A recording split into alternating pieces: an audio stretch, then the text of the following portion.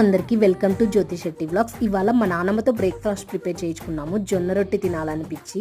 So జొన్న రొట్టెలోకి పచ్చికారం combination చాలా బాగుంటుంది. ఫస్ట్ అయితే మిక్సీ జార్ తీసుకొని కొబ్బరి, ఉప్పు, పచ్చిమిర్చి వేసుకొని సన్నగా తరిగిన ఆనియన్స్ కూడా వేసేసుకొని మిక్సీ పట్టేసుకోవాలి. పచ్చికారం రెడీ.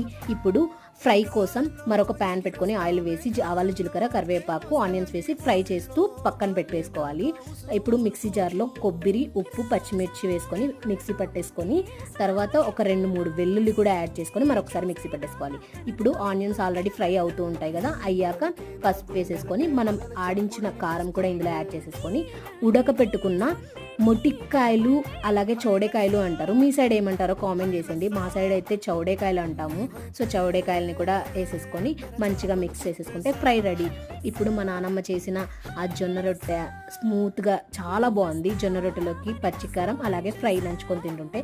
సబ్స్క్రైబ్ ఇలాంటి ఎన్నో వింటల కోసం.